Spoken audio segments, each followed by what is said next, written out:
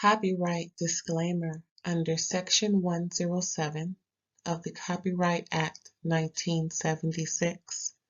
Allowance is made for fair use for purposes such as criticism, comment, news reporting, scholarship, and research. Fair use is a use permitted by copyright statute that might otherwise be infringing. Nonprofit, educational, or personal use tips the balance in favor of fair use. Thank you. Now enjoy the show. Hey, what's up, everybody? Thanks for tuning in to another episode of RAERAEs Review, where I'm going to be letting you know what happened on Drag Race All-Stars Season 10, Episode 5. My girl Erin wasn't able to make it today. That's okay. We wish her all the best in the world. We'll see her for Episode 6 now. Episode 5 was, child, have you watched it? I'm pretty sure you have by now, but listen. I was having little problems with my StreamYard, but luckily that's all fixed. That's why you're getting a little late. That's okay. For those who haven't watched episode 5, just tune in and I'll let you know what's going on. Now, these heifers, these heifers. Now, you know, Lydia and Tina was turning it out on episode 4, you know, letting y'all have it. And now we going into episode 5. They just, Mistress is just a little something, ain't she? I mean, counting people for points and carrying on. Okay, let's get into it, all the drudgery and all. So listen, as you see, the points are there, right? Jorgeous ain't got on yet. Kerri ain't got on yet. Mistress ain't got on yet. Nicole ain't got on. Lydia and Tina, they battled, and Lydia got the extra point. So now they're trying to divvy up who gets, out of those 4 zeros, who gets points. So here we go. So pretty much, Nicole was trying to give her points to, what's her name? Kerri right there, but she felt compelled to listen to, she wasn't bullied, so stop all that bullying mess. She was tricked, yes, she was, into giving her points to Mistress. Mistress was trying to convince her, yeah, you know, we sisters, our last name was Brooks, girl, bye. And, or cousins, or distant, twice removed, whatever it is, girl, bye. So, you know, first of all, she should have went with her first mind, and then everybody would have had 1 point each. The game would have been very interesting. However,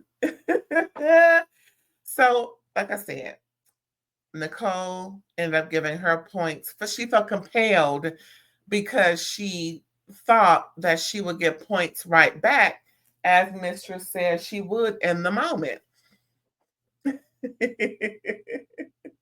Then, I hate to call the girl stupid, but Kerri stupid girl.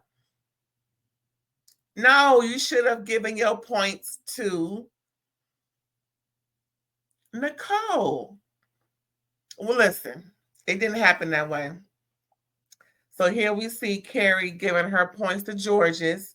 Now, Jorgeous and Mistress was keying, as you can see. So Mistress, you know, turned the tables, gave her point to Jorgeous, and then Jorgeous gave her point to Mistress, and this is the result.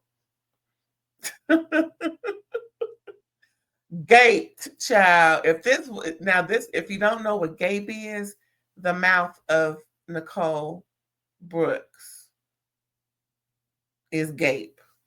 Okay. And Kerri was also like, oh, okay, this is how you do. First of all, Kerri, I'm gonna need your brain to work just a little more quicker. Catch on. Now, it would have been real simple. Now, I felt bad because, you know, I've been rooting for Mistress all this time. And, you know, I'm getting burned because when I was up for Corey King in season 17 of regular Drag Race, child, I was disappointed. But Mistress, listen, I understand that this is a tournament. It's about points, however you can get them. But I don't like the nastiness, to be honest. I don't like that, but it is what it is. All right, so now, of course, Lydia and Tina got their points already. So now we see Jorgeous with 2 and Mistress with 2, and Kerri and Nicole ain't got no points because they didn't go with their first mind. Oh, dang, Nicole. Anyway, so after all that debauchery, RuPaul comes in, letting them know what they're gonna be doing, with their maxi challenge and everything. And it's just, gonna be something really cute, of course. And I just can't get over it. Anyway, it's gonna be called a maxi challenge, rap and roast. And because Lydia won episode 4, she's going to assign the order. Everybody was cool with it and whatnot. They just getting ready and getting it on. So guess who is the guest judge? Chaperone. She comes in and having a kiki with the ladies, letting them know, she's pumping them up with all of her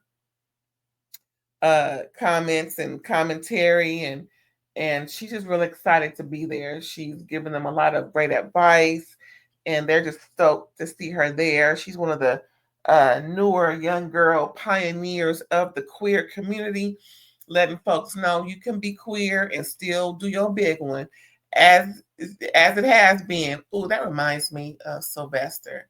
Dang, if he could have lived just a little bit longer, just a little bit, but the Lord saw fit to bring him home, child. Anyway, because a lot of Sylvester's music was hidden. I remember my aunt used to play that at her parties. My Aunt Sandra was the life of the party, child, let me tell you. Rest in peace to Auntie Sandra. Woo, child. Now, she was the one, her and her group of friends, I was 8 or 9 years, I think I was 8. I want to say 8 years old. Anyway, my some of my family owned an apartment building. Just a quick tangent, real quick. And so she lived in one of the apartments, and I always like to go over there.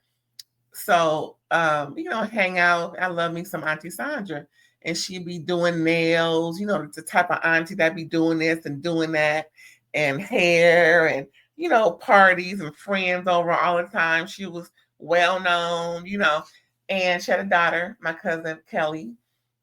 Should have one kid, and they are so much alike. They look so much alike too. Anyway, so Auntie Sandra it was, I think it was a Friday night, and I was supposed to be over there with Granny. It was Granny and some other family in the building and everything. And so Granny's my great grandmother. Anyway, so I was down there. I got permission to go see Auntie Sandra. She had her friends over. It was, I drinking and smoking, some other stuff. Other stuff was done in the other room. They, all I saw was drinking was permitted to do in front of children. Anything else, you had to do it outside or, out of the view of. So they made sure that all I saw was drinking. I ain't gonna say all of what they was. I didn't smell nothing in the air. Maybe a couple of cigarettes, but like I said, it was nothing out of the ordinary. Nothing other than playing bones, child. And I wanted to learn how to play. So okay, let's teach the baby how to play. I'm not a baby. Okay, let's teach the little girl how to play. Because I was 8 years old. I thought I wasn't a baby. Anyway, I was a baby. So anyway, like I said, they were teaching me how to play bones. And that's when I learned how to play dominoes with my Auntie Sandra and her friends, drinking and carrying on. And I had so much fun. Ever since then, I've been slapping bones and winning ever since. Yes. Child, I am so good at dominoes. It's a shame. I mean, pow. First bone on the floor, on the table. Can't be no glass table around me. Got to be wood, metal, something sturdy, because I got a heavy hand. I used to play softball all my life, and I was a pitcher. I was a thrower. I wasn't a catcher. I don't want to be around the bat like that, because child, growing up, some girls got, a little. It was a girls' league, so some girls felt like, they could throw the bat, and especially because our team was always winning. Just saying. So anyway, I didn't want to get into no mess and carrying on. So I'm just gonna go ahead and say, I had, the best RBIs in high school. Yes, I did. And we won some championships growing up, lost some, that's okay. Can't win them all, just like the Lakers, go Lakers. And yeah, that's where I learned how to play dominoes. Anyway, back to the show.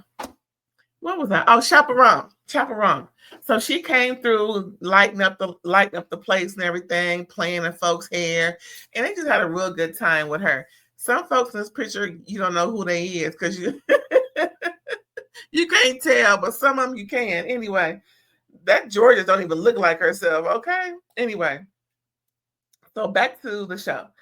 So they do the rap and roast, but before then, we got to go to, of course, dun dun dun dun dun dun dun dun. Cover girl, yes.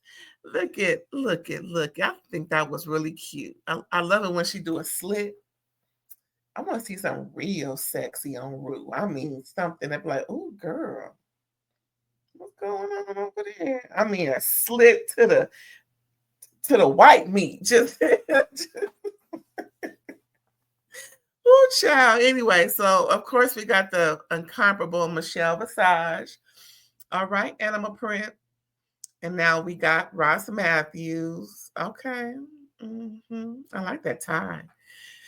And of course, Chaperone Girl. What is this plastic and this hair, child? Girl, what? Like I said, they did the rap and roast. It was good. Mistress gave it. What's her name? Tina Burner killed it. What's her name? I always say what's name. Don't mind me. I know who they is. Kerri. She does her sexy thing. I want Kerri to put more into the performance and not okay, keep the sexy, but don't put the sexy before the performance. I think that's what's really stopping her from moving forward in points or moving forward, period. She's exuding sexiness before the actual talent. And of course, we know folks in entertainment that's been pushed that way, but we need to see talent. This is a talent show, FYI. Nicole Brooks, she's just, I think she's a little long in the tooth for, some of this talent performance. I think she just needs to stick to runways. And she's not a dance. She can't dance, child. But her rap was on point. She had a lot to say. Lydia B. Collins, of course, she know how to diss because it was a roast of each other doing raps. And then Jorgeous, of course, killed it. She does the dancing real well. Now, we're going to get to the runways. Tina Burner, what was this called? Little Shop of Whores Runway Challenge. Tina Burner, y'all. This was an ode to her mom. Her mom got dementia, and she used to come to her shows all the time. So now she don't know where the show is. She don't know what the show is. She don't know what's going on. Bless her heart. Bless her heart. And so this is just a little ode to her. Isn't that pretty? The reveal. Isn't that cute? I like that. That was really nice. Now, they say Tina Burner is the masculinity of drag. They kind of touched on it a little bit. I'm like, I wonder. I have to ask. What's her name? Look, here I go. Everybody, I don't know nobody. Anyway, I'm gonna have to ask Erin exactly what is going on. What's the tea? Because she could come with the tea. Okay, I can't wait for y'all to see episode 6. But yeah, y'all, Tina. Now we got Jorgeous. Now Jorgeous is a big proponent of the THC, but this is not the TH or the C. This is more that snapping thing. What's that? Fly trap. It was kind of pretty. I liked it. Yeah, baby, show the booty. That's her thing. Next, we have Nicole Paige Brooks looking great. She should have kept this on. Instead, she wanted to reveal the inside of a cactus. Girl.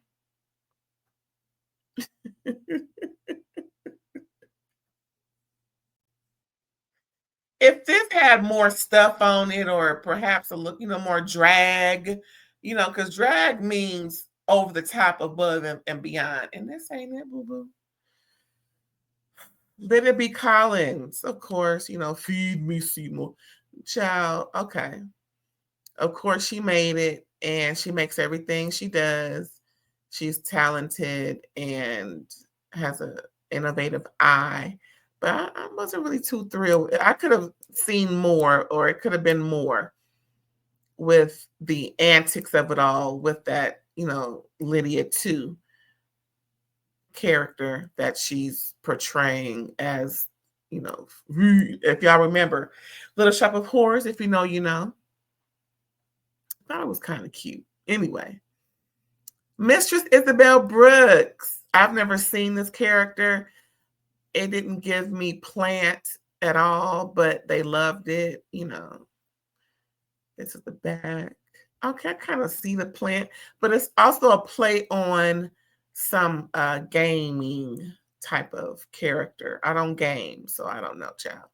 But the mug is mugging. I mean, beautiful. I like this look and her face look better than her normal face that she gives, but still gorgeous.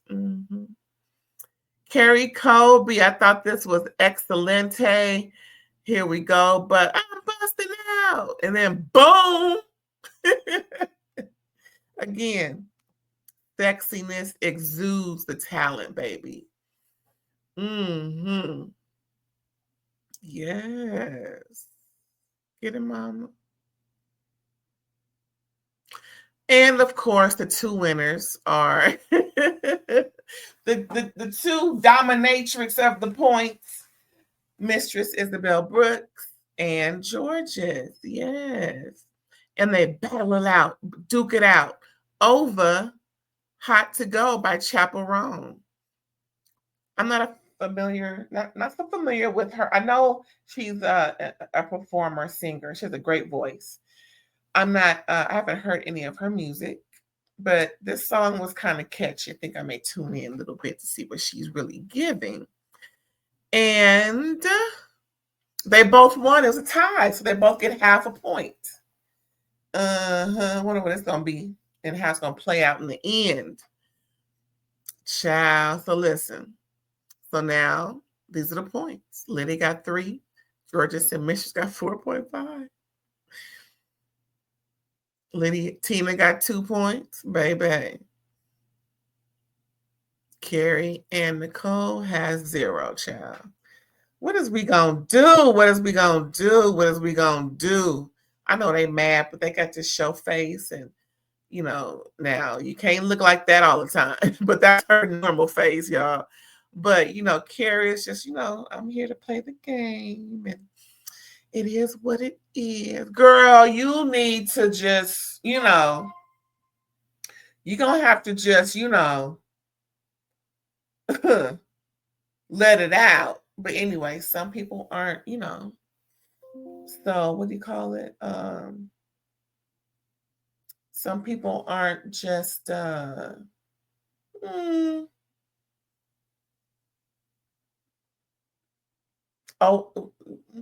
outspoken. But if something bothers you, you need to say it. Anyway, that was it, y'all. That was All Stars 10, episode 5. Child, it's going to be a mess, episode 6. But I can't wait. Can you? Well, like I said, episode 6, we will have our usual co-host back with us, Miss Erin. We wish her well, of course, and get well soon. And y'all, thanks again for tuning in to another episode of RAERAEs review where we discussed Drag Race All Stars. This was season 10, episode 5. See y'all next time. Bye.